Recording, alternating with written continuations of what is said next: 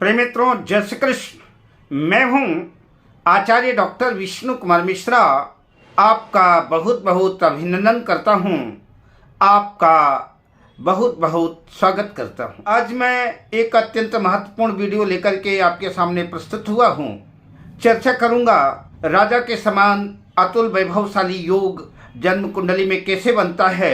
इस विषय पर चर्चा हम आप सबसे करेंगे, पर विषय क्रम में हम आगे बढ़ें उससे पहले आपसे आग्रह, अगर आपने अभी तक हमारे इस चैनल को सब्सक्राइब नहीं किया है तो प्लीज़ चैनल को सब्सक्राइब करें, साथ ही नोटिफिकेशन बेल को भी प्रेस कर लें। अगर आप अपनी या अपनों की जन्म कुंडली का बृहद प्रेडिक्शन कराना चाहते हैं, विश्लेषण कराना चाहते हैं, या किसी भी किस्म का ज्योतिषी परामर्श चाहते हैं, या उत्तम क्वालिटी के रियल राशि रत्न आदि प्राप्त करना चाहते हैं, तो आप स्क्रीन पर फ्लैश हो रहे नंबरों पर हमसे संपर्क कर सकते हैं। आइए विषय क्रम पर प्रवेश करते हैं।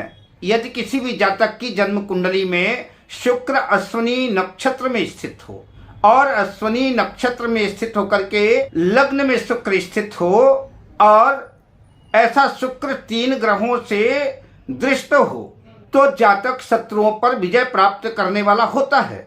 शास्त्रों का कथन है, अश्विन्यांग उदयगतो भृगुर ग्रहेन्द्रैर दृष्ट श्रेया जनयति भूपतिम जितारिम नीचार्यो गृहिमपहाय वित्त संस्थो लग्ने सह सह कभी नाबली न भूपम।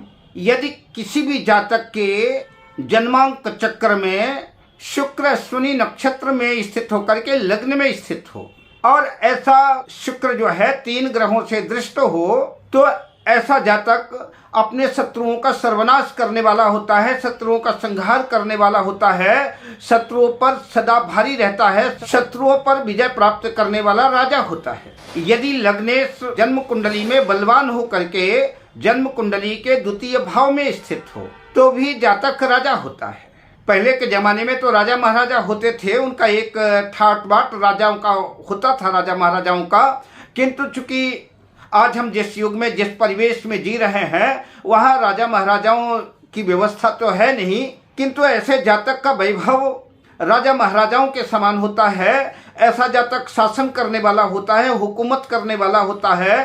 संभव है राज सत्ता पर कोई मंत्री मिनिस्टर हो, या कि सरकारी उच्च पदों पर IAS IPS वगैरह हो और उच्च पदों पर होकर के धन दौलत एकत्र करके राजसी सुख का भोग करने वाला ऐसा जातक हो सकता है। कि ऐसा व्यक्ति अत्यंत बुद्धिमान होता है, ज्ञानवान होता है, गुणवान होता है और ऐसे जातक के पास किसी चीज की कमी नहीं होती और ऐसा जातक हर क्षेत्र में सफल होता है। आइए इसको एक उदाहरण कुंडली के द्वारा समझ लेते हैं। मेष लग्न की कुंडली है और लग्न में ही जो है अश्विनी नक्षत्र में शुक्र स्थित है।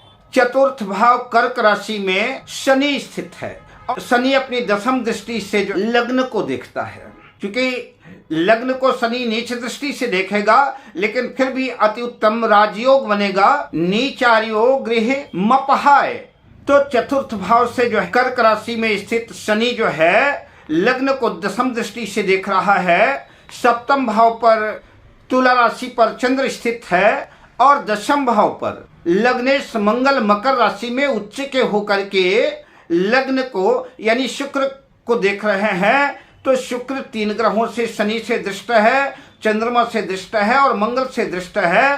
तो जिसकी भी कुंडली में ऐसा योग संयोग बनता है वह निस्संदेह उच्च पदों पर रह करके, उच्चाधिकारी हो करके, या कि राज सत्ता का सुख भोग करके राजसी वैभव युक्त जीवन ठाट बाट से जीता है और ऐसा जातक प्रसिद्ध होता है। समाज में ऐसे जातक का रुतबा रहता है, मान सम्मान सब कुछ रहता है। ऐसे जातक के पास किसी चीज की कमी नहीं होती।